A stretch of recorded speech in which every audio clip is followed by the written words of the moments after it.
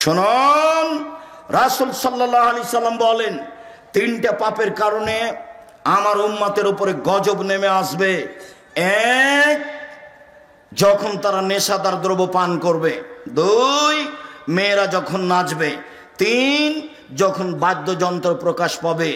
সব দোকানে বাজনা বাজে, সব মোবাইলে বাজনা বাজে। তোমার মোবাইলে যেন আর কখনো কোনো মেয়ে না নাচে, চিরদিনের জন্য তুমি বন্ধ করো। চক্ষু ঠান্ডা করে জান্নাতের মেয়ে ভোগ করার হিসাব করো না। জান্নাতের মেয়ে ভোগ করা অত সহজ নয়, ওরা অত সাধারণভাবে নেই। আল্লাহ তাআলা বলছেন, ওরাকে আমি এমন ভাবে রেখেছি জিন কোনোদিন তাদের স্পর্শ করেনি, মানুষ তাদের স্পর্শ করেনি। ওরাকে ঝিনুকের মধ্যে লুকানো আছে। যখন তাদেরকে বের করা হবে তখন মনে হবে যে এরা ঝিনুকের মধ্যে লুকানো মুক্তা। তাদের কোনোদিন পেশাব হবে না, তাদের কোনোদিন পায়খানা হবে না, তাদের কোনোদিন হায়েজ হবে না। তাদের রূপ চেহারা ভিন্ন ধরনের হবে। 16-18 বছর মেয়েরা যেমন হয়, জান্নাতের মেয়েরা তেমন হবে, তার চেয়ে হাজারো গুণ সুন্দরী। চক্ষু হবে টানা টানা, লম্বা লম্বা, আর মাথার চুল হবে কঁকড়া কঁকড়া। সুন্দরী হওয়ার জন্য যা কিছু লাগে সব কিছু তাদের মাঝে আছে। জান্নাতের মেয়ে ভোগ করতে হলে এই চক্ষু দিয়ে এইসব কিছু ভোগ করে জান্নাতের মেয়ে ভোগ করা যাবে না, ভুল হিসাব। এখানে আরো একটা কথা থেকে গেল। আল্লাহ নবী বলছেন, সালাসাতুন লা ইয়াদখুলুল জান্নাহ আবাদা। 3 শ্রেণীর মানুষ জান্নাতে যাবে না, কখনো যাবে না। 3 শ্রেণীর মানুষ জান্নাতে যাবে না, কখনো যাবে না। এক, দায়ুস, যার ছেলে মেয়ে স্ত্রী পর্দায় থাকে না। গ্রামের সবাই নাকি চাচা, গ্রামের সবাই নাকি বড় ভাই, সবাই নাকি ছোট ভাই। ধর্ম এইভাবে আছে। তাহলে তো বিবাহের মতোই হয়ে গেল। থুবড়া খাওয়াচ্ছে, তখন ওই লোকটার সামনে মেয়েটা বসে আছে। এটা তো চাঁপাইনা বাবুগঞ্জ। তো মেয়েটা বসে আছে আর ওই লোকটা তার মুখে ক্ষীর তুলে দিচ্ছে। কত নোংরা নীতি বিবাহের! ছি ছি ছি ছি ছি। বইয়ের মুখে ক্ষীর তুলে দিতে হয়, বইয়ের মুখে দিতে হয়। ও কি বউ? ওই মেয়েটার বিবাহ হবে, তাই থুবড়া, তাই সবাই গ্রামের লোক থুবড়া খাওয়াচ্ছে। আর মহিলাগুলো গীত বলছে আর বলছে টাকা দিলে মুখ খুলবো। থুবড়া চিরদিনের জন্য হারাম। থুবড়া শব্দর মুখের উপরে পেশাব করে দিতে হবে, দিয়ে বলতে হবে থুবড়া পৃথিবীতে নেই। 20 বছর পরে কেউ যদি বলে থুবড়া, তাহলে আর কেউ বলবে কি গো, থুবড়া কি জিনিস গো? আচ্ছা, থুবড়া শব্দ কি তাহলে ডিকশনারিতে দেখতে হবে নাকি, কি সেটা? এমন হতে হবে। যেমন ডুলি বিবি শব্দ চিরদিনের জন্য হারাম। ডুলি বিবি শব্দ একবারে ভুলে যেতে হবে। ডুলি বিবি কোনো শব্দই নেই। বিবাহতে গিয়ে মাঝা খরচ দিতে হবে, এটা হারাম। বিবাহতে ছেলের পক্ষ থেকে মেয়ের পক্ষ থেকে যা গেছে আপনার ওই ইয়েতে বরণতাতে ক্ষীর কাঁচিতে ছেলের পক্ষ থেকে তার ডবল যাবে, এই নীতি হারাম। মেয়ের বাপকে সব কিছু বেশি দিতে হবে, এই নীতি হারাম। বড় মেয়েদের গীত গাওয়া, এই নীতি হারাম। বউ দেখতে যেয়ে টাকা দেওয়া, এই নীতি হারাম। চাঁপাইনবাবগঞ্জের বিবাহের শুরু থেকে শেষ পর্যন্ত একটা কাজ জায়েজ এ কথা আমার জানা নেই। শুরু থেকে শেষ পর্যন্ত সবই হারাম। একটা কাজ জায়েজ আমি এই জেলার মানুষ হিসেবে আমার জানা নেই। যদিও এরা একটা কাজ মনে করে যে উকিল বাপ লাগে, উকিল বাপ লাগে। তো রংপুর, দিনাজপুর, লালমনিরহাট, নীলফামারী, কুড়িগ্রাম, পঞ্চগড়, ঠাকুরগাঁও এসব ডিস্ট্রিক্টের মানুষ মনে করে যে উকিল বাপ ধরাই লাগবে। আর চট্টগ্রামের লোক মনে করে যে উকিল বাপই হলো বাপ। আজ থেকে ওই হলো বাপ, ওই মেয়ের বাড়ি যাবে, ও আসবে, এই হলো বাপ ঘোষণা হয়ে গেছে। যাবে আসবে, যাবে আসবে, মরা পর্যন্ত হলো বাপ আর হলো বেটি। কেমন কথা! এ কোন ধরনের নোংরা নীতি? বিবাহের জন্য 4 জন সাক্ষী লাগে না, 2 জন লাগে। 4 জন নয়, খাতাতে নিয়ম লিখা আছে, ওটা হারাম। 2 জন সাক্ষী পক্ষে নয়। একটা বিবাহ জায়েজ হওয়ার জন্য কয়টা সাক্ষী? 2 জন, বাস। কোর্টের বিবাহ বাতিল। কোর্টে যদি বিবাহ হয় আর মেয়ে যদি 10 ছেলে হয়ে যায় তো 10টাই হারাম। 10 ছেলের মায়ের বিবাহ পড়াতে হবে। কাকে দিয়ে পড়াতে হবে? ওর বাপকে। বলো ওর বাপ মারা গেছে। তো ওর ভাই? বলো ওর বড় ভাই মারা গেছে। তুলো ওর ছোটটাও মারা গেছে। কে আছে? যেগুলো ছেলে জন্ম নিয়েছে সেগুলো আছে। ওর মা আর বিবাহ পড়ায়।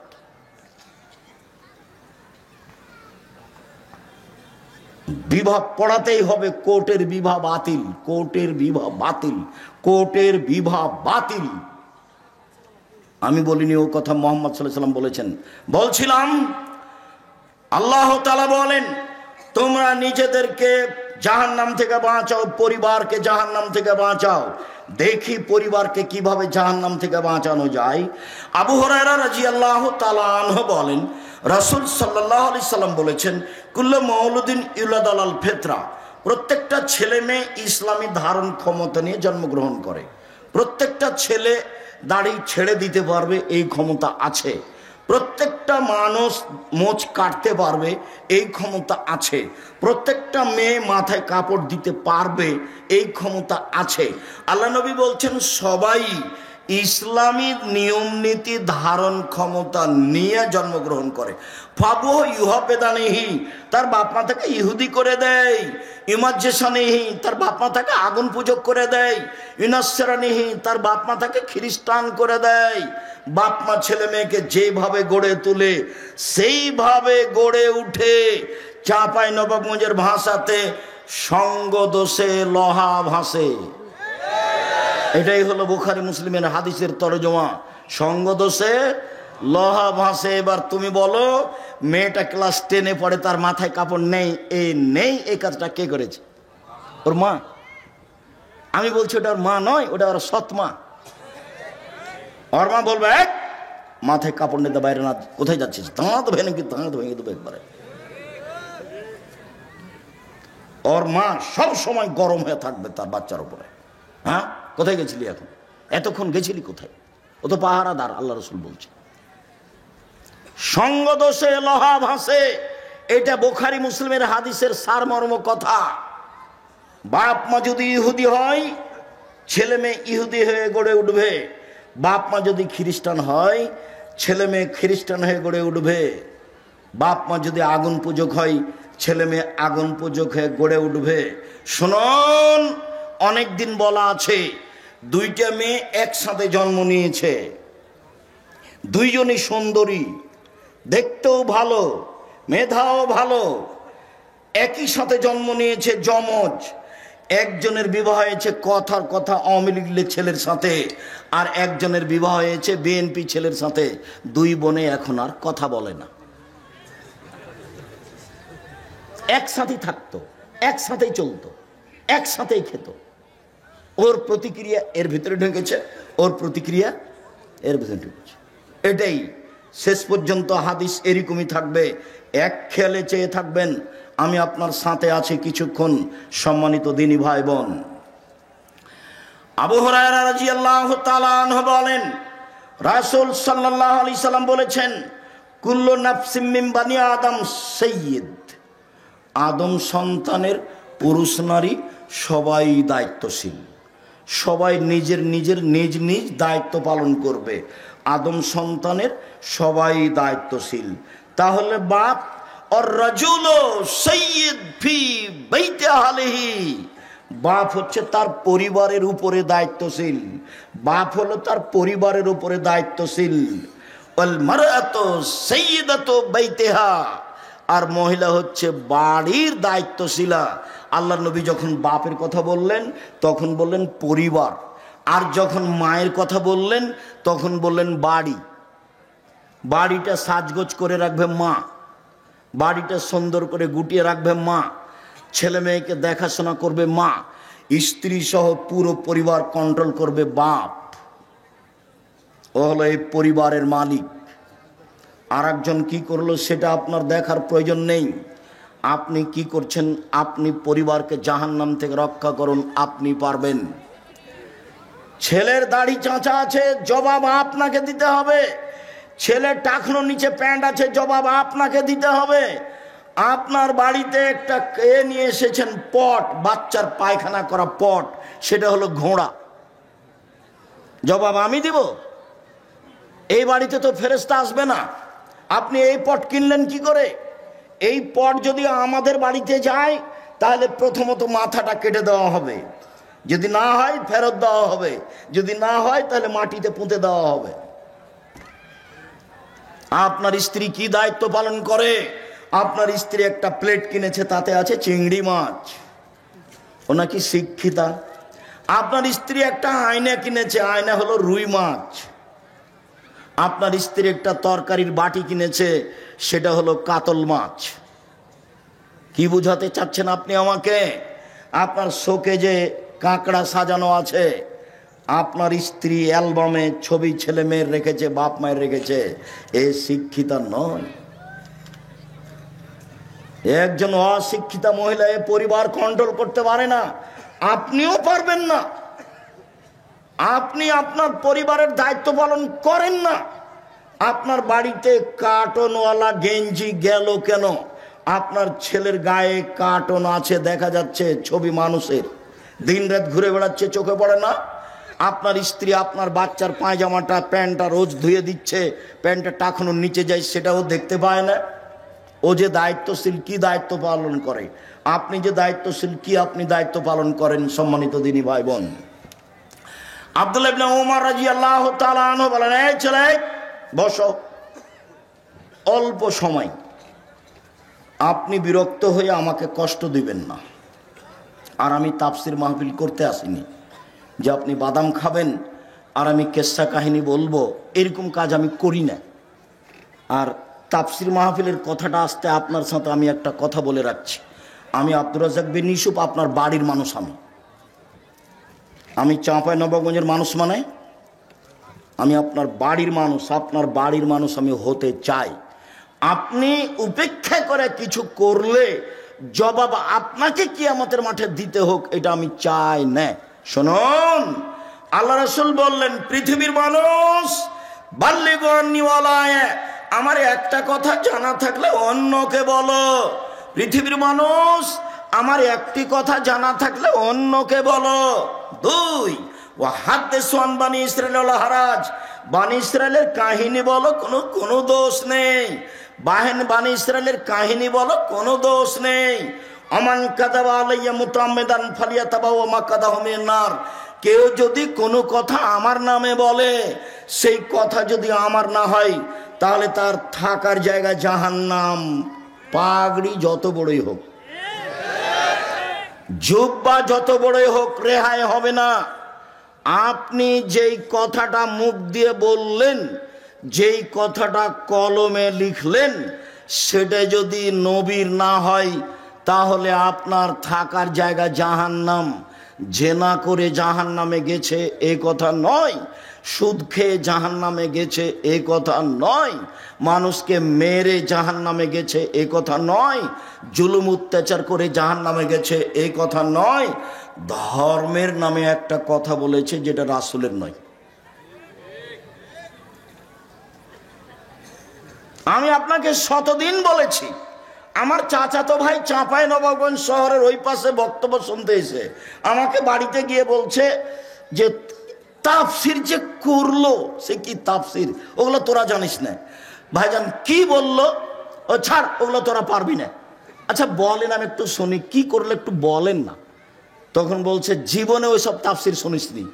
আচ্ছা শুনিনি বলেন তো। বলছে যে আদম আলাইহিস সালাম ঘুম থেকে উঠে দেখেন পাশে একজন সুন্দরী মহিলা।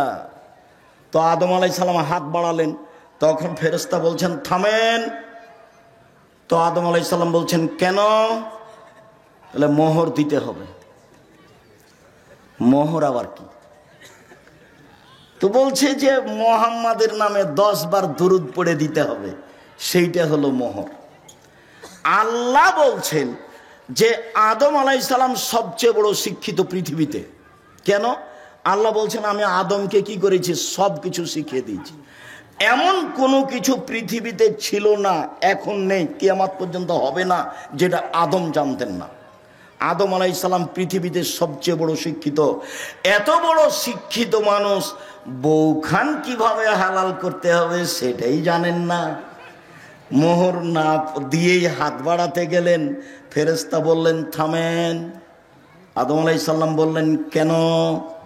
মোহর দিতে হবে। মোহর আবার কি জিনিস? মুহাম্মাদের উপরে 10 বার দরুদ পড়ে দিতে হবে, 1000 বার দরুদ পড়ে দিতে হবে। আমি কিয়ামত পর্যন্ত সময় দিয়েছি, কিয়ামত মানে আমার মরা পর্যন্ত। যেমন কোরআন মাজিদের গায়ে শরীফ লেখা আছে, আমি সময় দিয়েছি কিয়ামত পর্যন্ত না আমার মরা পর্যন্ত। কোরআন মাজিদের শেষে 1 পৃষ্ঠা দোয়া লেখা আছে, দোয়া খাতমিল কোরআন। আমি বলেছি নবীর নয়, এটা মানুষের বানানো।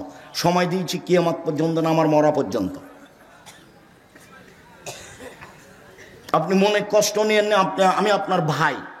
আপনি মনে কষ্ট নিয়েন না, আমি আপনার ভাই। আপনি মনে কষ্ট নিয়েন না, আমি আপনার ভাই, আমি আপনার ছেলে। আপনার বাড়িতে লেখাপড়া করে আমি মানুষ হয়েছি, আপনার সামনে আমি হক কথা বলবো, এটা আমার অধিকার আছে। আপনি যদি কিছু মনে করেন আমি দুঃখিত, আপনি দায়িত্ব পালন করেননি। এই জন্য মকসুদুল মুমিনিন বইয়ে প্রথমে লেখা আছে 1 ওয়াক্ত নামাজ কাজা করলে 80 হোক বা জাহান্নামে থাকতে হয়। প্রমাণ করেন দেখি, প্রমাণ করেন দেখি। বইয়ের এক জায়গাতে হেডলাইনে লেখা আছে অবিবাহিত ছেলেমেয়ের পড়া নিষেধ। অবিবাহিত ছেলেমেয়ের পড়া নিষেধ, যে দেখে সেই পড়ে, যে দেখে সেই পড়ে, যে দেখে সেই পড়ে। আমি নিজে পড়ে দেখলাম, আমি নিজেও পড়ে দেখলাম, দেখি কি আছে। আমি তো বিবাহিত মানুষ, আমি তো আর নায়ের মধ্যে নেই, তা আমি পড়ে দেখলাম। এখন লেখা আছে ভরা পেটে স্ত্রী মিলন হলে ছেলে ভ্যাংচা হয়, সফরের পূর্বে স্ত্রী মিলন হলে ছেলে কানা হয়, চন্দ্র সূর্য গ্রহণে স্ত্রী মিলন হলে ছেলে টেরা হয়। এসব কথা লেখা আছে। আল্লাহর কসম, আমি আব্দুর রাজ্জাক বিন ইউসুফ আপনার কাছের মানুষ, আল্লাহর কসম এগুলো সত্য কথা নয়, বরং কোরআনের বিরোধী। আল্লাহ বলছেন নিসাউকুম হারসুল লাকুম ফাতু হারসাকুম আন্না শিতুম। পৃথিবীর মানুষ তোমাদের স্ত্রী তোমাদের জমি, পৃথিবীর মানুষ তোমাদের স্ত্রী তোমাদের ক্ষেত, পৃথিবীর মানুষ তোমাদের স্ত্রী তোমাদের জমি। তোমরা তোমাদের জমিতে আসো তোমাদের ইচ্ছা মতো, সকালেই কি, দুপুরেই কি, ভরা পেটেই কি, সফরের পূর্বেই কি, চন্দ্রগ্রহণ লাগলেই কি আর না লাগলেই কি। ঋতু হাইজ অবস্থায় স্ত্রী মিলনে যাওয়া না, বাস। এটা আল্লাহর দেওয়া বিধান। পৃথিবীর মানুষ, আমার একটি কথা জানা থাকলে অন্যকে বলো। পৃথিবীর মানুষ, বানি ইসরায়েলের কাহিনী বলো, কোনো দোষ নেই, মানে সত্য কাহিনী হতে হবে। 1 মিনিট, সত্য কাহিনী হতে হবে। 1 মিনিট, 1 মিনিট বলে কি বলতে চাচ্ছেন আব্দুর রাজ্জাক সাহেব? হ্যাঁ, একটা সত্য কাহিনী দেখাই। ইস্তারা রাজুলুন মিন রাজুলিন আকারান।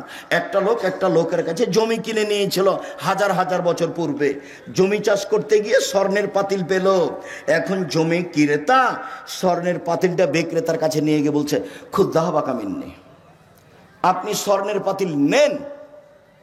ইস্তারে তো মিনকালার ধরম আপতা মিনকা দাব, আমি আপনার কাছে জমি কিনে নিয়েছি, স্বর্ণের পাতিল কিনে নিনি, নেন নেন। তখন বিক্রেতা বলছে বাইতুলার জমা ফিহা, জমিও বিক্রি করেছি, জমিতে যা ছিল সবই বিক্রি করেছি, পাতিল নেব না। হাদিস বুখারী মুসলিম, হাজার হাজার বছর আগের কাহিনী। এই হলো বানি ইসরায়েলের কাহিনী। পৃথিবীর আলেম ওলামা, তোমরা বানি ইসরায়েলের কাহিনী বলো। ও মুফাসসির সাহেব, আপনি বানি ইসরায়েলের সত্য কাহিনী বলেন, আপনি সহিহ হাদিস বলেন। যদি আপনার কোনো কথা এমন হয়ে যায় যেটা নবীর নয়, তখন থাকার জায়গা জাহান্নাম, পথ ঘাট থাকবে না। যোদ্ধা যত বড়ই হোক, পীর যত বড়ই হোক, লাভ হবে না, বাঁচার কোনো পথ নেই। হাদিস বুখারী মুসলিম। আল্লাহ নবী বলছেন কাফাবিল মারে কাদওয়ানি ইউহাদ্দিসু বিকুল্লি সামিয়া, মুখ দিয়ে কথা বলার পূর্বে ও যেন তদন্ত করে দেখে। তদন্ত না করে যেন কোনো কথা ধর্মের নামে না বলে। বন্ধ থাক, ধর্ম বন্ধ থাক। তুমি বলিও না, বলতে গেলে দেখে বলিও। আমি বলছি না যে আপনি কাঁদমাশা করিয়েন না উজুতে, আমি এই কথা বলছি না। আমি বলছি আপনি কাঁদমাশা করেন, কিন্তু যদি নবীর না হয়ে থাকে তাহলে আপনার কি হবে?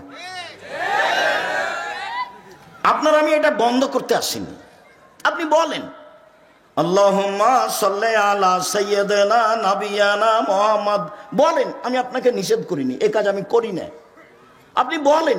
আমি যেটুকু বলছি সেটুকু হচ্ছে এইটা যদি নবীর না হয় তাহলে আপনার কি হবে, তাকে আপনি তদন্ত করেন, নবীর প্রমাণ হোক। আপনি একজন বড় মুফাসসির, আপনি একজন বড় মুফাসসিরের সহযোগী, আপনি এমনটা করছেন, যদি রাসূলের না হয় তাহলে আপনার এবং তার কি হবে, এইটা আপনি বিবেচনা করছেন না কেন? আমি তো মনে করছি এইভাবে তাফসির করাটা ঠিক ওইরকম।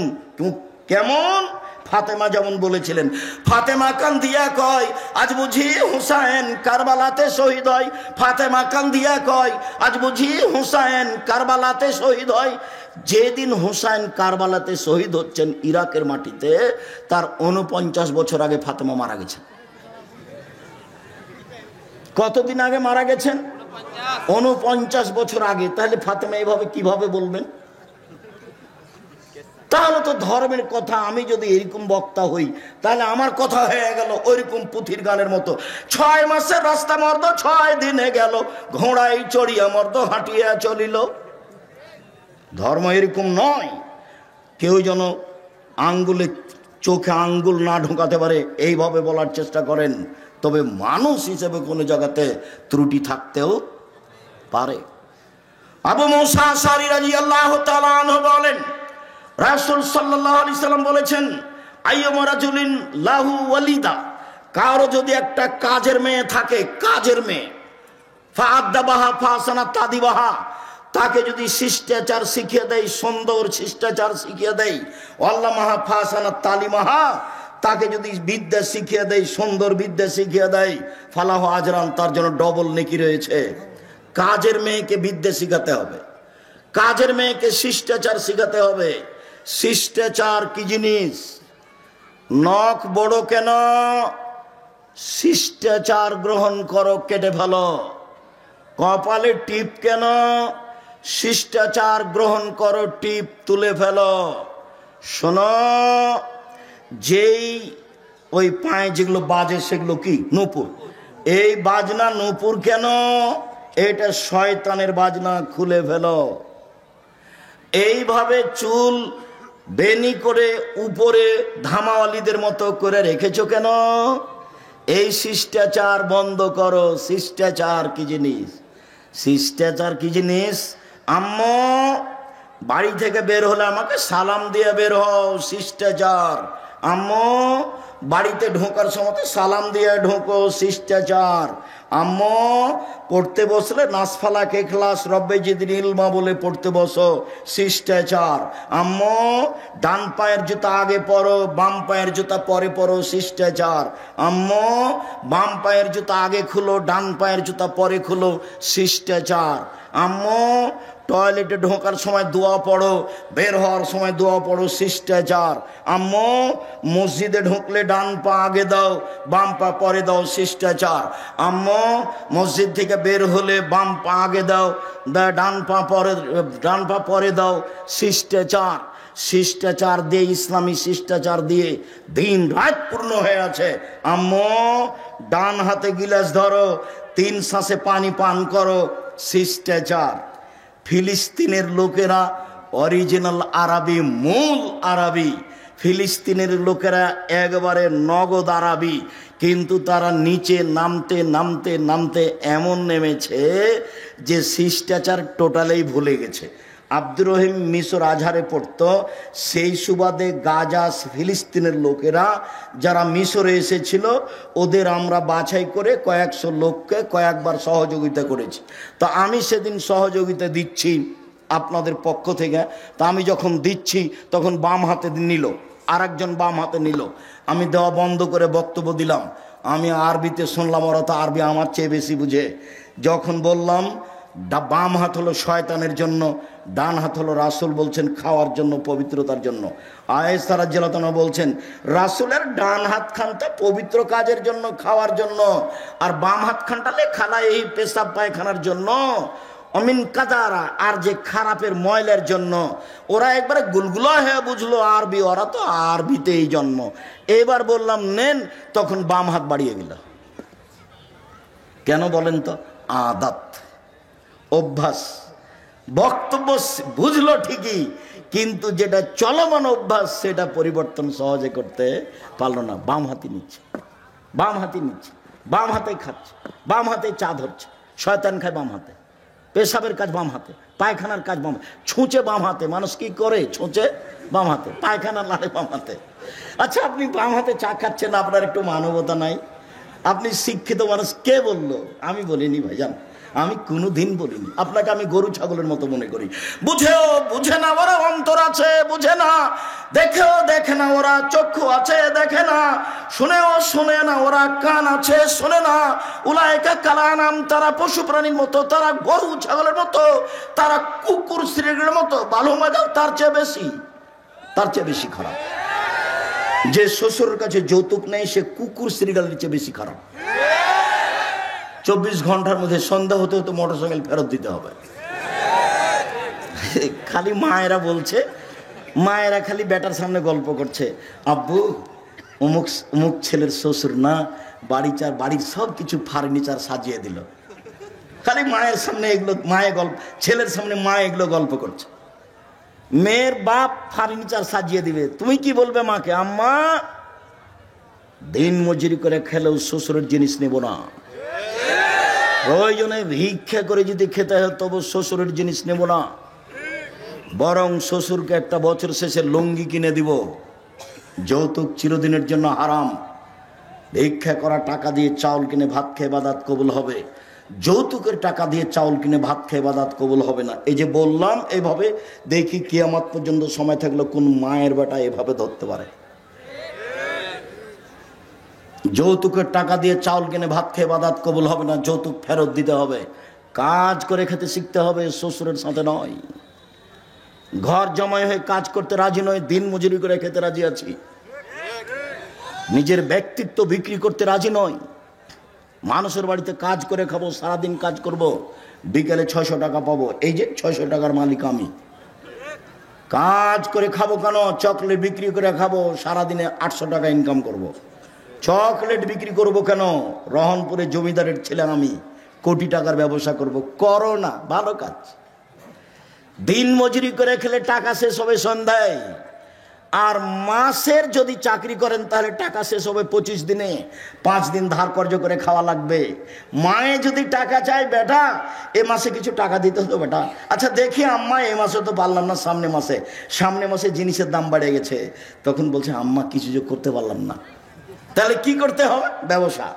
আল্লাহ রাসূল বলছেন, সত্যবাদী ব্যবসায়ী জান্নাতে নবীর সাথে থাকবে।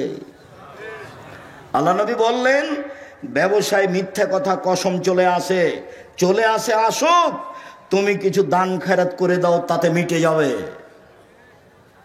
ব্যবসার সব পথ খোলা আছে। ব্যবসা করে উপার্জন করে খেতে শিখতে হবে। চাঁপাইনবাবগঞ্জের লোকের মতো নয়।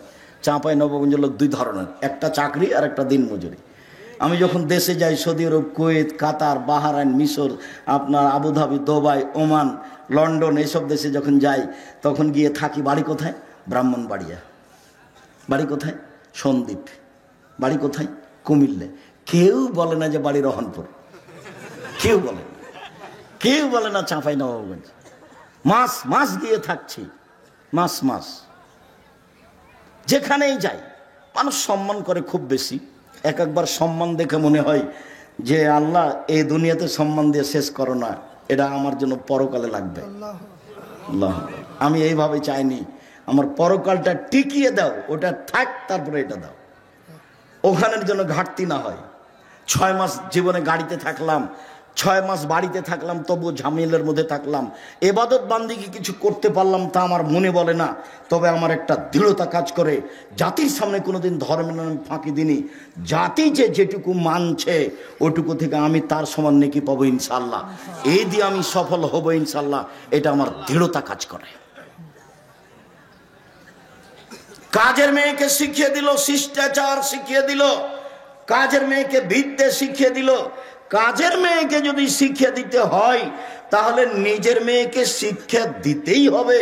কাজের মেয়েকে যদি শিষ্টাচার শিখাতে হয় তাহলে নিজের মেয়েকে শিষ্টাচার শিখাতেই হবে, বাধ্য, শিখাতেই হবে। উপস্থিত বৈঠকের দিনই মুসলিম বোন, আপনি একটু প্রস্তুতি নেন। এই মেয়ে, কথা বলছো কেন? ঢং করে এসেছ, আবার কথা বলছো কেন?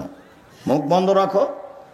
উপস্থিত দিনই বৈঠকের মুসলিম বোন, আপনাদের সাথে আমাদের আন্তরিকতার অভাব নেই। কেউ যদি গায়ের উপর দিয়ে চলে যায় তবু মুখ খুলবেন না। আপনি অনুরোধ রক্ষা করেন, আপনার কাছাকাছি এসেছি, আপনাকে কিছু বলতে চাচ্ছি। আপনি একটু মুখটা বন্ধ করেন, মুখ খুলবেন না, একবারে টোটালি মুখ বন্ধ করেন। কেউ যদি গায়ের উপর দিয়ে চড়ে চলে যায়, আপনি তার প্রতিশোধ নেবেন না। আচ্ছা, গেছে গেছে, চুপ থাকেন আপনি। এইদিকে শুনেন, আসলে মাকে বহুদিন বলেছি, অনেক ছেলের জানা আছে, আপনারও জানা আছে। কথাটা পুনরায় বলে এটাকে আপনার কাছে শক্ত করতে চাচ্ছি, শুনুন। জাবের বলছেন রাদিয়াল্লাহু তাআলা আনহু, আমরা একদা রাসূলের সাথে যুদ্ধ করে আসছিলাম, মদিনায় ঢুকবো। তখন আল্লাহ রাসূল বলছেন, এই থামো থামো থামো, তোমরা এখানে থামো, রাতে সকালে বাড়িতে যাব। তো আমি জাবের বললাম, আল্লাহর নবী, আমি নতুন বিবাহ করেছি, আমাকে বাড়ি যেতে অনুমতি দেন। তখন আল্লাহ রাসূল আমাকে বলছেন, ও তুমি বিবাহ করেছ? বিকরা নাম সাইয়্যিবা, কুমারী মেয়ে বিবাহ করেছ না তালাক প্রাপ্তা মেয়ে বিবাহ করেছ?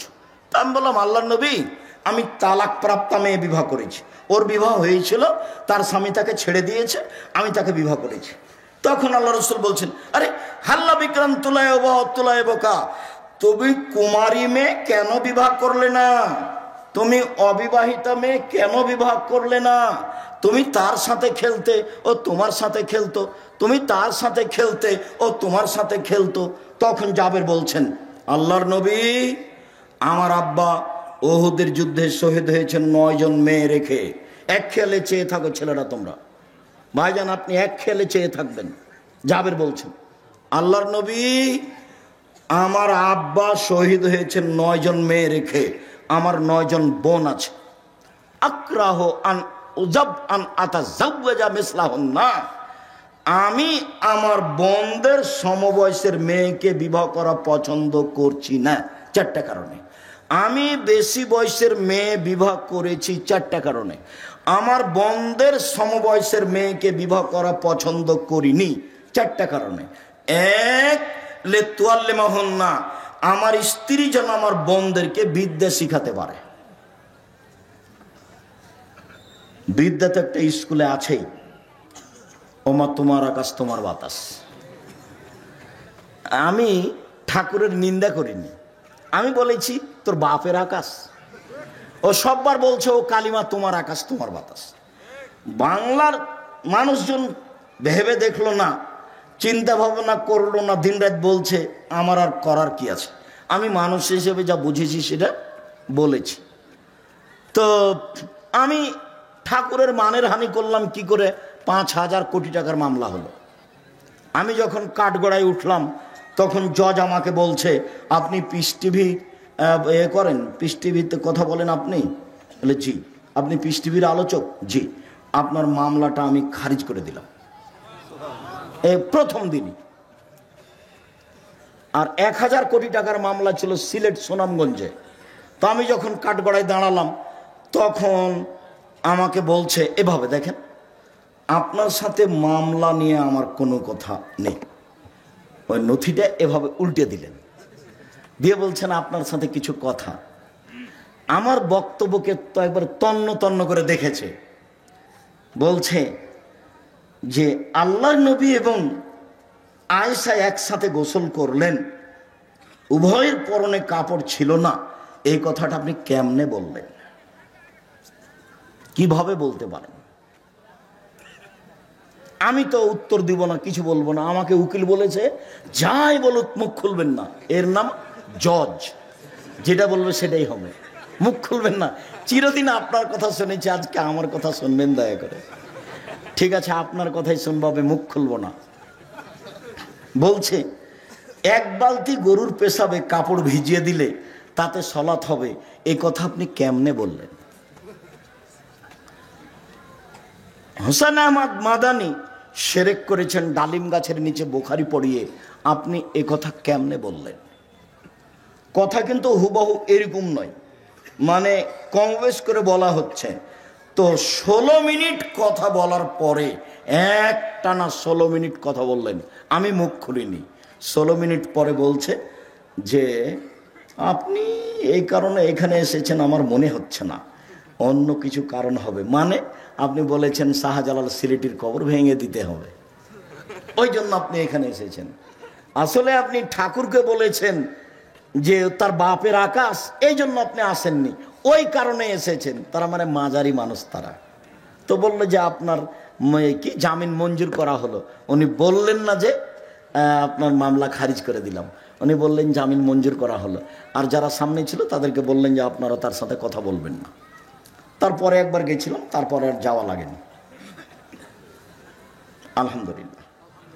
বলছিলাম সম্মানিত দিনী ভাই বোন, রাসূল সাল্লাল্লাহু আলাইহি ওয়াসাল্লাম যেভাবে বললেন, জাবের বলছেন রাসূলের উত্তরে, এক, আমার স্ত্রী যেন আমার বোনদেরকে বিদ্যা শিখাতে পারে, দুই, আমার স্ত্রী যেন আমার বোনদেরকে শিষ্টাচার শিখাতে পারে। উপস্থিত বৈঠকের দিনী মুসলিম বোন শুনেন, এই মেয়ে শোনো, শিষ্টাচার কি জিনিস? শিষ্টাচার কি জিনিস? বাড়ি যাওয়ার সময় একটা বই নিয়ে যাবো, আদর্শ পরিবার। আদর্শ পরিবারের শুরু থেকে নিয়ে শেষ পর্যন্ত সবই শিষ্টাচার, সবই শিষ্টাচার। ছেলেরা হাতে মেহেদি লাগাতে পাবে না, ছেলেরা মেহেদি লাগাবে মাথার চুলে ও দাড়িতে, যেটা সাদা হয়ে গেছে। মহিলারা হাতে মেহেদি দিবে, হাতে তো মেহেদি দিবেই, পায়েও দিতে হবে, হাতে ও পায়ে দুইটাতে দিবে। তো আমাদের চাঁপাইনবাবগঞ্জে তার কথা ছড়িয়ে আছে, আল্লাহর নবী দাড়িতে মেহেদি দিয়েছিলেন, সেই জন্য পায়ে দেওয়া যাবে না। কথা যে মিথ্যে, ঠিক আছে, আল্লাহ নবী দাড়িতে মেহেদি দিয়েছিলেন, কথা তো ঠিক। তো আল্লাহ নবী দাড়িতে তো আতরও দিয়েছিলেন। তা আল্লাহ নবী বললেন, হায়জলা ঋতুওয়ালা মহিলারা যখন ঋতু থেকে পবিত্র গোসল করবে তখন লজ্জা স্থানে আতর ব্যবহার করবে। তা আল্লাহ নবী দাড়িতে যে আতর লাগিয়েছেন, এবার সবাই মনে হয় কথা ধরতে পারেননি, আবার বলবো নাকি? বলবো, আল্লাহর নবী দাড়িতে মেহেদি লাগিয়েছেন, ভালো কথা। আমরা বুঝলাম যে সেই জন্য মেহেদি মহিলারা পায়ে লাগাবে না, দাড়ির একটা না মেহেদির একটা সম্মান হয়ে গেছে। তো আল্লাহ নবী বলছেন যে যাদের হায়েজ হয়েছে মহিলারা, ওরা যখন হায়েজ থেকে গোসল করে পবিত্র হবে তখন আল্লাহ নবী বললেন যে ওরা যেন লজ্জা স্থানে আতর ব্যবহার করে। তো আতর যে আল্লাহ নবী দাড়িতে লাগিয়েছেন, এইবার তার মানে হলো এই লজ্জা স্থানে না লাগানো জিনিস, দাড়িতে লাগানো জিনিস লজ্জা স্থানে চলে, সেটা যদি চলে তো পায়ে কেন চলে না?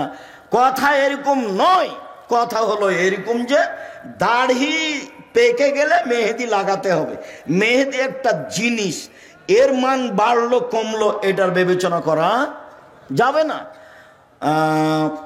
আতর হচ্ছে একটা জিনিস, পুরুষেরা গায়ে হাতে মুখে মাথায় লাগাবে, আর মহিলারা ফরজ গোসলের পরে ঋতু থেকে গোসলের পরে লজ্জা স্থানে লাগাবে। এটা হলো রাসূলের নিয়ম, আদেশ। এইটাতে আতরের মান বেড়ে গেল, এই কথা ভুল। এখন একটা ছাগলের বাচ্চা কুকুরের দুধ খেয়ে বড় হয়েছে, তখন মৌলানা সাহেবকে জিজ্ঞাসা করেছে, মৌলানা সাহেব এই ছাগলের গোস্ত খাওয়া যাবে কিনা? তখন মৌলানা সাহেব বলছে, এটা কথা হলো নাকি? হ্যাঁ, ওটা কুকুরের গোস্ত, কুকুরের দুধ খেয়েছে, ওটা হারাম। তো বেকায়দা হয়ে গেল। তাহলে পশু প্রাণীর উপরে কি কোরআন হাদিসের বিধান আছে? পশু প্রাণীর উপরে কোরআন হাদিসের কোনো বিধান নেই। ও পায়খানা খেয়ে বড় হোক, না হলে ঘাস খেয়ে বড় হোক, ওটা পশু প্রাণী। ওর জন্য প্রজনন পদ্ধতি, গবাদি পশুর উন্নয়ন ষাঁড় দিয়ে করতে হবে, এটা ভালো। ষাঁড় দিয়ে যদি না করেন, তার উন্নয়নের জন্য যত পথ আছে সবই করেন, কেননা তার উপরে কোনো কোরআন হাদিস প্রযোজ্য হবে না। এটা ভুল হিসাব। সম্মানিত দিনী ভাই বোন, বলছিলাম রাসূল সাল্লাল্লাহু আলাইহি ওয়াসাল্লাম মুখের উপরে জাবের বললেন, এক, আমার স্ত্রী যেন বিদ্যা শিখাতে পারে, দুই, আমার স্ত্রী যেন আমার বোনদেরকে শিষ্টাচার শিখাতে পারে, তিন, আমার স্ত্রী যেন আমার বোনদের মাথার চুল চিরুনি করে সাজগোজ করে যত্ন করে রাখতে পারে। মায়ের যত্ন কে নিবে? বাচ্চার যত্ন কে নিবে? মা। কাজের মেয়েকে দিয়ে বাচ্চার যত্ন নেওয়া ঠিক নয়। জায়েজ, আমি না জায়েজ বলিনি, তবে সব সময় বাচ্চার যত্ন কে নিবে? মা। তার মাথাটা চিরুনি করে দিবে মা, তার কাপড়টা পরিষ্কার করে দিবে মা, তাকে গোছগাছ করে রাখবে মা, তাকে ঝকঝকে করে রাখবে মা। তার গায়ের পাঞ্জাবিটা পরিষ্কার করে দিবে মা, তাকে ডান হাত আগে ঢোকাইতে বলবে জামাতে তার মা, সব শিষ্টাচার তার মা পালন করবে এবং বাচ্চাকে যত্ন করে রাখবে। যখন বাচ্চাকে দুধ খাওয়াবে তখন মায়ে বিসমিল্লাহ বলবে। মা যদি বিসমিল্লাহ ছাড়া বাচ্চাকে দুধ খাওয়ায় তাহলে যতবার খাওয়াবে ততবার শয়তানে দুধ খাবে, খাবেই খাবে। আল্লাহর নবী বলেছেন দুধ খাবে শয়তান, অতএব খাবেই খাবে। মা যতবার বাচ্চাকে দুধ খাওয়াবে ততবার মা কি বলবে? বিসমিল্লাহ বলবে। মা যখন রাতে দরজাটা বন্ধ করবে তখন বিসমিল্লাহ বলবে। মা যখন বাল্বটা অফ করে দিবে তখন বিসমিল্লাহ বলবে। যখন মা জ্বালানটা বন্ধ করবে তখন বিসমিল্লাহ বলবে। মা যখন তরকারির পাতিলে ঢাকবে তখন বিসমিল্লাহ বলবে। মা যখন আটার পাতিলে ঢাকবে তখন বিসমিল্লাহ বলবে। আল্লাহ নবী বলেন সব কিছু ঢেকে রাখো, খোলা রাখো না।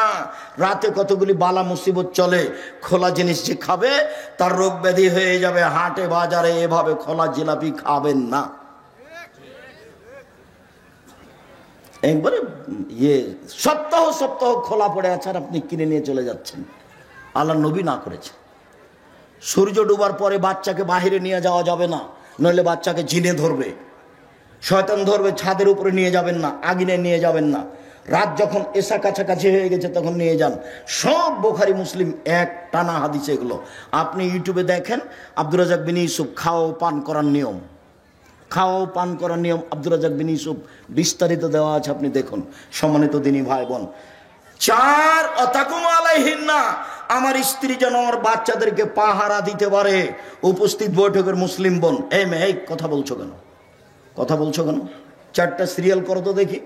তুমি মা, তুমি আদর্শ মা, তুমি বুদ্ধিমতী মা, তুমি মা, আপনি মা, আপনি বুদ্ধিমতী মা, আপনি হস্তিনী নন, আপনি ভালো মা। 1, বাচ্চাকে বিদ্যা শিখাতে হবে। 2, বাচ্চাকে শিষ্টাচার শিখাতে হবে। 3, বাচ্চাকে যত্ন করে রাখতে হবে। 4, বাচ্চাকে পাহারা দিতে হবে। এবার বলেন আপনি যে মেয়েটা মাথায় কাপড় না দিয়ে দেয়নি তার মা কি পাহারাদার? তার মা পাহারাদার নয়। আপনার নিজের জিম্মেদারি আর একজনের উপরে চাপিয়ে দিয়ে সফল হওয়া যাবে না। এইবার আপনার সাথে আর একটু থাকে উপস্থিত বৈঠকের মুসলিম বোন, এই ছেলে তোমার আমি কাছে আসছি, তুমি নিরাশা হবে না। কি বলেন তো আব্দুর রাজ্জাক সাহেব, আমার কাছে কি? আল্লাহ নবী বলছেন মালালা জারিয়াতাইনে, কেউ যদি 2টা মেয়ের লালন পালন করে, 2টা, হাত্তা তাবলগা, বড় হওয়া পর্যন্ত, বিবাহ হওয়া পর্যন্ত, ফাহুয়া আনা ফিল জান্নাতে হাকা যা, তাহলে সেই বাপ আর আমি জান্নাতে এভাবে থাকবো। 2টাকে জমা করে দিলেন, আঙ্গুল 2টা জমা করে দিলেন, 2টা মেয়ে। এবার বলছেন আনাওয়া কাফিরুল ইয়াতীম, কেউ যদি এতিমের লালন পালন করে সে আর আমি জান্নাতে এইভাবে থাকবো। ওয়াসারা বিসাবাব আলস্তা, তর্জনীর মধ্যম ইশারা করলেন, ফাররাকা বাইনাহুম শায়ান, একটু ফাঁকা রাখলেন। বুঝতে না পারলে আমি আবার বলছি, এতিম লালন পালন করলেও নবীর সাথে থাকা যাবে, তবে মধ্যে কি আছে? একটু ফাঁকা আছে। আর কেউ যদি 2টা বেটির লালন পালন করে, বিবাহ শাদী দিয়ে দেয়, তাহলে এই বাপ রাসূলের সাথে কিভাবে থাকবে? একসাথে। হাদিস সহিহ। আরেকটা বলি, আল্লাহ নবী বলছেন মানা আলা সালাসা বানাতিন, কেউ যদি 3টা মেয়ের লালন পালন করে, ওয়া আদাবাহুন্না, শিষ্টাচার শিখিয়ে দেয়, ও আল্লামাহুন্না, বিদ্যা শিখিয়ে দেয়, ও জাওয়াজাহুন্না, বিবাহ শাদী দিয়ে দেয়, আসানা ইলাইহিন্না, তার সাথে সদাচরণ করে, একবারও বলে না এই তোর মুখ ভেঙে দেবো, এই তোর দাঁত খুলে দেবো, এই তোর স্বভাব খারাপ, এই তোকে এই করবো সেই করবো, একবারও বাপ মেয়েকে এভাবে বলে না। সব সময় আদর করে। চাঁপাই নবমুজের ভাষাতে বলে আম্মু কি নিবা আম্মু, ওরে মাকে একদিন আম্মু বলেনি, একবারে বলে শেষ করছে। আচ্ছা ঠিক আছে বলেন, সমস্যা নেই, তবে মাকে ভুলে যাবেন না। আমার একটা পরামর্শ মনে রাখবেন, সালাম ফেরার পূর্বে কি বলবেন? রব্বির হামহুমা কামা রাব্বায়ানি সাগীরা। আর একটা কথা মধ্য বলে নি, যেটা ভারী আর এটা সহজ, সেটা হলো এই, একজন সাহাবী এসে বলছেন আল্লাহর নবী, আমার পিতা মারা গেছেন, ও তারাকা মালান, টাকা পয়সা ছেড়ে গেছেন, অলাম ইউসিনি, আমাকে কোনো উপদেশ দিয়ে যাননি,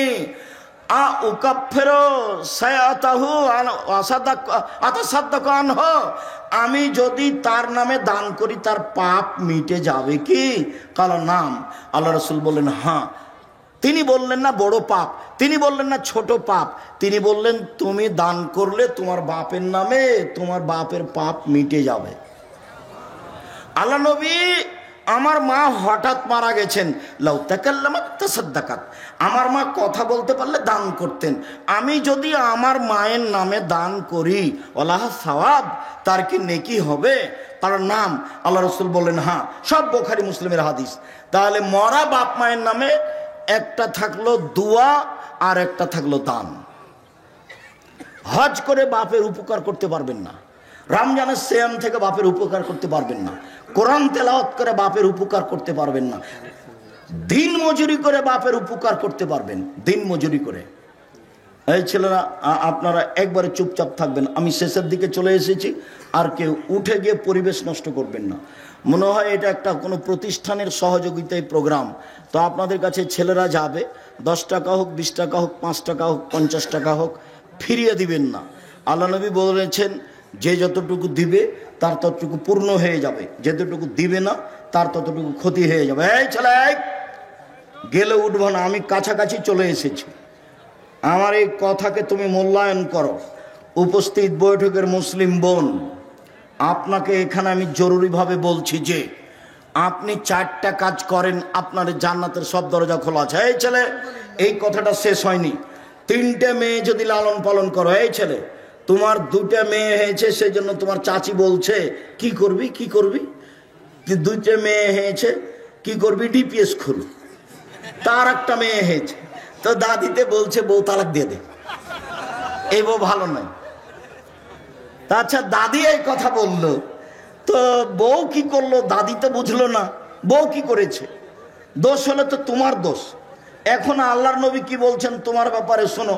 তোমার মা তো বললো এই, দাদি বললো এই, আল্লাহ নবী বলছেন কেউ যদি 3টে মেয়ের লালন পালন করে তাহলে বিচারের মাঠে মেয়ে 3টে হবে অন্তরাল। এইদিকে দেখো, ওইদিকে আছে জাহান্নাম, ওইদিকে আছে জাহান্নাম, আর এদিকে থাকবে তার বাপ, আর মধ্যে থাকবে 3টে মেয়ে। যতক্ষণ পর্যন্ত বাপের জান্নাত ঘোষণা না হবে ততক্ষণ পর্যন্ত এই 3টে মেয়ে এখান থেকে সরবে না। বলছে কুন্নাল্লাহু সিতরান মিনান নারে, মেয়ে 3টি বাপের জন্য জাহান্নাম থেকে অন্তরাল হয়ে যাবে। যতক্ষণ পর্যন্ত বাপের জান্নাত ঘোষণা না হবে ততক্ষণ পর্যন্ত মেয়েরা এখান থেকে সরবে না। 10টা ছেলেকে যদি মাস্টার ডিগ্রি পাস করান 1 পয়সা লাভ নেই। তো আব্দুর রাজ্জাক সাহেব ছেলেকে পড়াবো কেন? জন্ম দিয়েছেন এই জন্য। শুধু পড়াবেন, জন্মের 7ম দিনে আকিকা দিতে হবে প্রয়োজনে ভিক্ষা করে। এত শক্ত করে বলছেন কেন? এই জন্য যে আকিকা হলো বাপের জিম্মেদারি, কোনো সম্পর্ক নেই। কুরবানি হলো দামি পশু। কুরবানি মানে সিং আছে কিনা দেখো, কুরবানি মানে বেঁধেছে কিনা দেখো, কুরবানি মানে কান ঠিক আছে কিনা দেখো, কুরবানি মানে খুর ঠিক আছে কিনা দেখো, কুরবানি মানে সিং ঠিক আছে কিনা দেখো, কুরবানি মানে মোটা তাজা কিনা দেখো। নেকির কাজ, আকিকা নেকির কাজ নয়, বাপের জিম্মেদারি। 7ম দিনের দিন করতে হবে, কানা হোক, ল্যাংড়া হোক, টেরা হোক, 500 টাকা দামের হোক, 2 বছরের হোক, 2 মাসের হোক, দিতেই হবে। প্রয়োজনে ভিক্ষা করে আকিকা দিতে হবে। 7ম দিনের দিন নাম রাখতে হবে, ছাগল জবে করতে হবে, মাথা নেড়ে করতে হবে, চুল সমপরিমাণ রূপা দান করতে হবে। 1 নাম রাখতে হবে। 2 ছেলের জন্য 2টা, মেয়ের জন্য 1টা, ছাগল ছাগি ভেড়া ভেড়ি দম্বা দম্বি জবে করতে হবে। 3 মাথা নেড়ে করতে হবে। ডাক্তার বলেছে দেরি করেন, দেরি নয়। নবী বলেছেন 7 দিনের দিন মাথা নেড়ে করতে হবে। 4 চুল সমপরিমাণ রূপা মূল্য দান করতে হবে। বাপের জিম্মেদারি। খাতনা দিতে হবে, অনুষ্ঠান করতে হবে না। খাতনা দিতে হবে, অনুষ্ঠান করতে হবে না। আকিকা অনুষ্ঠান করা যায়। কিভাবে করব? আপনি যে বলছেন গরু আকিকা দেওয়া যাবে না, আরে গরু আগের দিন জবে করেন না, 6 তারিখে 3-4টা গরু জবা করে দেন নাকি ভাইজান? দাওয়াত দিতে হবে ভালো করে। আর আকিকার দিন 2টা ছাগল, ছেলে হলে, মেয়ে হলে 1টা। এবার রান্না হোক, সারা গ্রামের লোক খাবে, সমস্যা নেই। আর খাতনার দিন কোনো কিছু নেই, খাতনা কোনো কিছু নেই। ছেলে এখন হাঁটতে পারে, পায়জামা পরাতে হবে, প্যান্ট নয়। পায়জামা পরাতে হবে, প্যান্ট নয়। টাকনুর উপরে থাকবে পায়জামা। মেয়ে এখন হাঁটতে পারে, পায়জামা পরাতে হবে, প্যান্ট টাকনুর নিচে পরাতে হবে, উপরে নয়। আর এই ল্যাংটা পায়জামা পরাতে হবে না। 2 ধরনের চলবে না, একটা হলো ঢিলে ঢালা, আর একজন ঢুকবে। কি এগুলো? আর একটা হলো চিপা চাপা, পায়ের সাথে লেগে আছে, সব নোংরামি, সব বেহায়া। এই ছেলে, একটা কথা মনে পড়লো, আল্লাহর নবী জাতির সামনে আফসোস করে বলেছেন, পৃথিবীর মানুষ শুনে রেখো, আমার উম্মত ইহুদি খ্রিস্টানের সাথে মিশে যাবে, চাল চলনে, কথাবার্তাতে, কৃষ্টি কালচারে, পোশাক পাতিতে, লেনদেনে আমার উম্মত ইহুদি খ্রিস্টানদের সাথে মিশে যাবে। এইভাবে ডান হাতের বিঘত যেমন বাম হাতের সমান, সমান সমান মিশে যাবে। ডান পায়ের জুতা যেমন বাম পায়ের সমান, সমান সমান মিশে যাবে কৃষ্টি কালচারে, সমান সমান মিশে যাবে নিয়ম নীতিতে, সমান সমান মিশে যাবে আদব কায়দাতে, সমান সমান মিশে যাবে বেহায়াইতে। এরপরে নিচে নামতে লাগলেন ভাষার, নিচে নামতে নামতে নামতে বলছেন, ইহুদি খ্রিস্টান যদি মায়ের সাথে জেনা করে থাকে, আমার উম্মত করবে। কথা কি আমি বুঝাতে পেরেছি? এই ছেলে, তোমার মাথার চুলটা এরকম কেন? নিচের দিক চাঁচা আছে কেন? আমি লন্ডনে জুমার দিন জুমার খুতবা থেকে নিচে নামছি, তখন একটা লোক বলছে আমার ছেলের জন্য একটু দোয়া করবেন। তো ছেলেটা আমার পাশে নিয়ে এসেছে। আমি আবার ছাত্র জীবনে বলতাম, এই যারা মাথার চুল ছাড়তে শিখো, আমার মাথা যেটা শেখো, আমার মাথার চুল এইভাবে গেলেই কি আর এইভাবে গেলেই কি। ওই আমি কোনোদিন হিসাব করিনি। আমার এক class friend Punjabi calendar iron করা ছাড়া গায়ে দিত না, সালিমউদ্দিন ডাহবি ভাগালপুরি। তো দোয়া করার জন্য নিয়ে এসেছে, নিচের দিকে নামছি, তো ছেলের মাথার চুল এই তোমার মতো করে কাটা আছে। তো আমি ইন্নালিল্লাহ, এভাবে কেন? তো দেখছি যে নামতে ওই চুল ছাড়ার এগুলো দেওয়া আছে, ছবিগুলো। তখন আর একজন বলছে যে ওস্তাদজি দেখছেন না, ওই যে ওই ঢঙ্গে চুল কেটেছে। তখন আমি বলছি, দেখেন, লন্ডনে পয়সা উপার্জন করতে এসেছি, আদর্শ বিক্রি করতে আসেনি। লন্ডনে পয়সা উপার্জন করতে এসেছি, আদর্শ বিক্রি করতে আসেনি। আদর্শ বিক্রি করব না। প্যান্ট টাকনোর উপরেই পরব, মাথার চুল সব সমান হবে, সামনে পিছনে উপরে। দাড়ি ছেড়ে দেব, মোচ ছোট করব, চেঁচে ফেলবো না। নখ কেটে দেব, নখে মেহেদি দিব না। মহিলা মানে নখে মেহেদি দিবে, হাতের নখে তো দিবে দিবে, পায়ের নখে দিতে হবে, দিতেই হবে। মহিলাদেরকে হাতের নখে তো মেহেদি দিতে হবে হবেই, পায়ের নখেও দিতে হবে। যেভাবে দিলে দেখতে ভালো লাগবে সেভাবে দিবে। পুরুষের সুগন্ধি যা দেখতে পাওয়া যায় না, গন্ধ পাওয়া যায়। পুরুষের সুগন্ধি যা দেখতে পাওয়া যায় না, গন্ধ পাওয়া যায়। পুরুষের সুগন্ধি যা দেখতে পাওয়া যায় না, গন্ধ পাওয়া যায়। নারীদের সুগন্ধি যা দেখতে পাওয়া যায়, গন্ধ পাওয়া যায় না। নারীদের সুগন্ধি যা দেখতে পাওয়া যায়, গন্ধ পাওয়া যায় না। নারীদের সুগন্ধি যা দেখতে পাওয়া যায়, গন্ধ পাওয়া যায় না। বিউটি পার্লারে যা কিছু আছে সবই ব্যবহার করতে পারে, তবে বাড়িতে বিউটি পার্লারে নয়।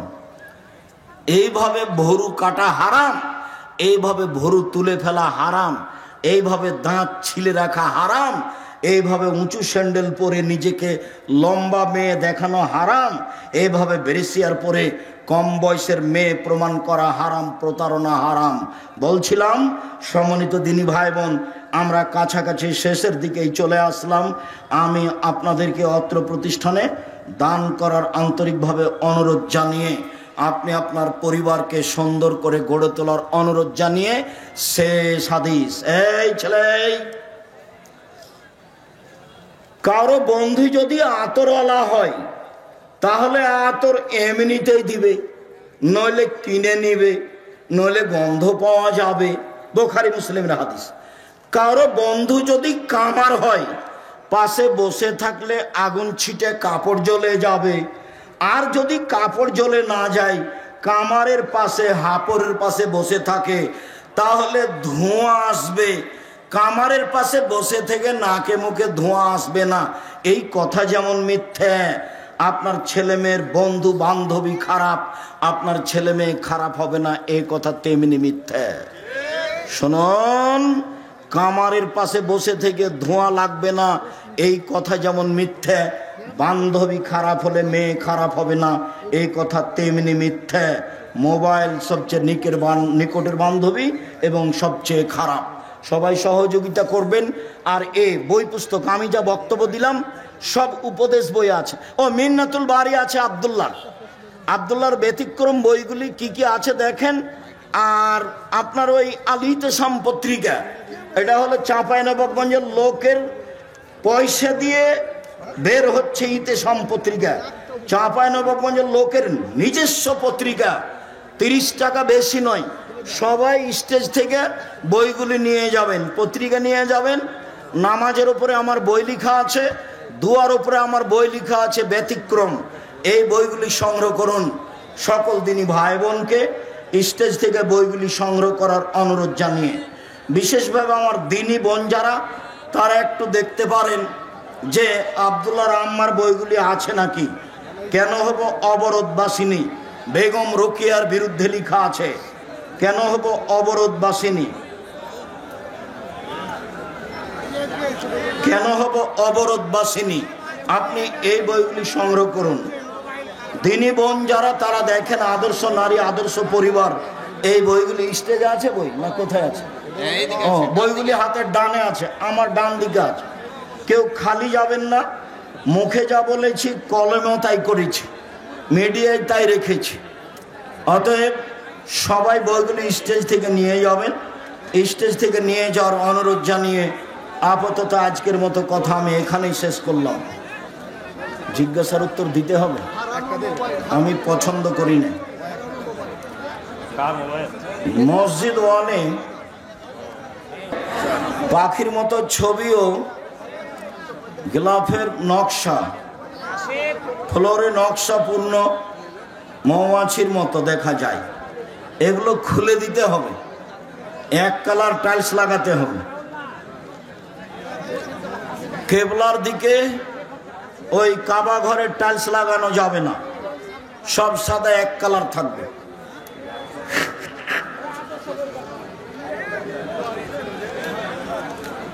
যে সকল মসজিদের ভিতরে কবর চিহ্ন করে থাকে, ওই সকল মসজিদের নামাজ হবে কি? জি না। কবরের আযাব স্বপ্নের মতো হলে পশু পাখি কিভাবে বুঝতে পারে? ওইটা মানুষে দেখতে পারে না, সেই জন্য স্বপ্নের মতো বলা হয়। ওটা পশু পাখি শুনতে পাবে, মানুষে দেখতে পায় না, সেই জন্য বলা হয়। বর্তমানে এদেশের আইনে রাসূল সাল্লাল্লাহু আলাইহি সাল্লাম ও দুয়া অধ্যায় বইয়ে সকাল সন্ধ্যায় পঠিতব্য দোয়া সময়ের মধ্যে সাওবান রাদিয়াল্লাহু তাআলার বর্ণিত তিরমিজি ও মিশকাত হাদিসের মান দুর্বল। তুমি ভুল বুঝছো।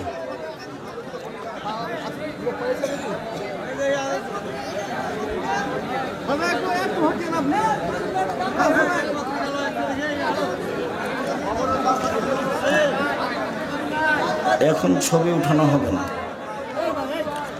আমার প্রশ্ন হলো, যদি কোন মুসলমান নবীজিকে গালি দেয়, যদি গালি দেয় তাহলে সে মুরতাদ, তওবা করে ফিরে আসতে হবে। আসসালামু আলাইকুম ওয়া রাহমাতুল্লাহি ওয়া বারাকাতুহু। আসসালামু আলাইকুম ওয়া রাহমাতুল্লাহ। একটি ফোন পাওয়া গেছে, একটি ফোনের পরিচয় দিয়ে ফোনটি নিয়ে যেতে হবে। আছে থামেন। রহমতুল খায়রুল ফাউন্ডেশনের 19-20 ডিসেম্বর সম্মেলন। ভালো আছেন। এই বলিয়া ইউনিয়নের কাঞ্চনতলা গ্রাম। ঠিক আছে। একটা ঘড়ি পাওয়া গেছে, এই ছোট আত্মীয় বসে একটা ঘড়ি পাওয়া গেছে, যার ঘড়ি এখান থেকে নিয়ে যেতে পারেন। সিসাটোলা কাশিয়াবাড়ি সিসাটোলা আশাদুল্লাহ মন্ডলের ছোট ছেলে আব্দুল্লাহিল হাসিব, তুমি মঞ্চের কাছে চলে আসো, মঞ্চের কাছে চলে আসো। হাসিব, আব্দুল্লাহিল হাসিব। রাখা হয় উল্টিয়ে রেখা, তখন রাখলে আসলে উল্টে ভেঙে ফেলতে হবে। ছবি মূর্তি অ্যালবামে যা আছে, আয়না হোক আর চিরনি হোক আর বাটি হোক আর যাই হোক, আজকে যদি ভেঙে না ভেঙে সও তাহলে তুমি মুনাফেক। বক্তব্যের সাথে মুনাফেকি করলে রাত্রে আগে সব ভাঙতে হবে, তারপরে ঘুমাতে হবে।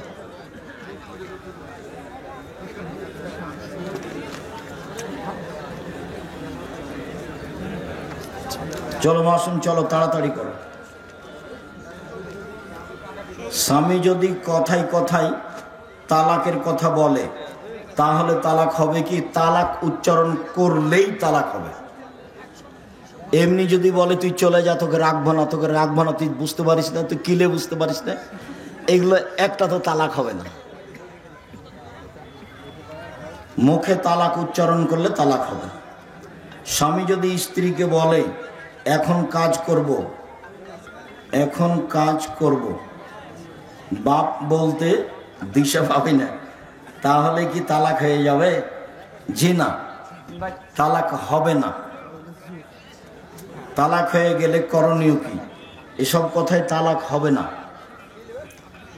বড় স্ত্রীর অনুমতি ছাড়া বিয়ে করা জায়েজ, তবে বড় স্ত্রী ছোট স্ত্রীকে কোনোভাবে মেনে নিতে পারে না। এটা বাংলাদেশের মাটি। বিবাহ একাধিক আল্লাহর আদেশ, তারপরেও না করাই ভালো। করলে সংসারে ঝামেলা আসবে, কষ্ট হবে, তখন বারবার কষ্ট পাবা যে কেন যে করলাম, কি যে ভুলটা করলাম। এই জন্য না করাই ভালো। ফজর সালাতের পর তবে করলে বড় স্ত্রীর অনুমতি লাগবে, এই কথা মিথ্যা। ফজরের সালাতের পর হাসরের শেষ 3 আয়াত পড়া যাবে না, পড়া বিদআত। হাসরের শেষ 3 আয়াত পড়বেন কেন? নাস ফালাক নাই দুনিয়াতে? নাস ফালাক এখলাস আছে। ফজরের সালাতের পরে 3 বার পড়েন, এখলাস 3 বার পড়েন, একবার কোরআন মাজিদ পড়ার সময় নেকি হয়ে গেছে। হাসর পড়বেন ওই সময়তে যখন কোরআন মাজিদ পড়ে শেষ করছেন, তখন। ওর মান কিছু নেই, আল্লাহ নবী বলেননি তার কিছু মান। যেটা মান দেখেছেন সে হাদিস জাল, মানুষের বানানো। আমি শেখ আহমদুল্লাহ, আমি নাম উল্লেখ করা কথা পছন্দ করি না।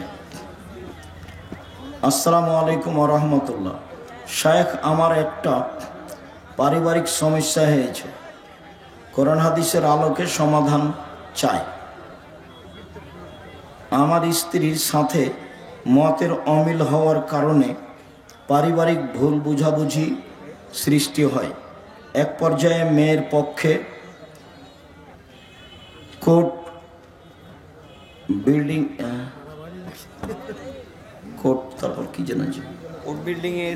বিল্ডিংয়ে এসে উকিলের মাধ্যমে স্ট্যাম্প করে 1 তালাক, 2 তালাক, 3 তালাক, সর্বশেষ 52 তালাক লিখে উভয়ের সাইন নিয়ে সমঝোতা চুক্তির মাধ্যমে তালাকের কাজকর্ম সম্পন্ন করে আজকে প্রায় 1.5 মাস হইতে চলেছে। এর মধ্যে আমার স্ত্রী ভুল স্বীকার করে পুনরায় সংসার করার জন্য প্রস্তাব দিয়ে শরীয়তের বিধান মতে পুনরায় সংসার করা যাবে কিনা? জি, আজকেই নিয়ে আসেন, কোনো সমস্যা নেই। 90 দিনের আগে নিয়ে আসা সহজ, 90 দিন পার হলে আবার বিবাহ পড়াতে হবে। ওই কোর্টের 100 তালাক 1 তালাক, 3 তালাক 1 তালাক, 3 কোটি তালাক 1 তালাক, 1 ঋতুতে 1 হায়েজে 30 দিনে 1000 তালাক 1 তালাক। আপনি আপনার স্ত্রী নিয়ে আসেন, কেউ কিছু বললে আব্দুর রাজাক বিন ইউসুফ বলেছেন, বাস এইটাই বিধান। 90 দিন পার হলে আবার বিবাহ পড়াতে হবে। তাহলে চূড়ান্ত তালাক কখন? প্রতি মাসে পবিত্র অবস্থায়, এই মাসে একটা, পরের মাসে একটা, পরের মাসে একটা, তখন আর বউ ফেরত নেওয়া যায় না।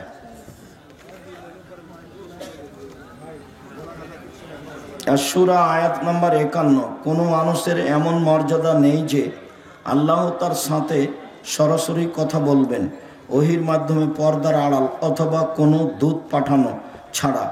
ব্যাখ্যা করুন প্লিজ। কি ব্যাখ্যা করব? হ্যাঁ, মানুষের সাথে আল্লাহর কথা হয় না সরাসরি, জিবরাইলের মাধ্যমে হয়।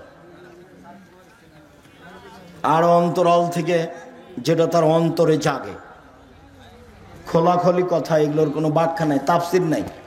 তাফসির মাহফিল করো, তবে চাঁপাইনবাবগঞ্জ আমার জেলা মনে রেখো। ধর্মের নামে মিথ্যা কথা বলে আমাকে কষ্ট দিও না।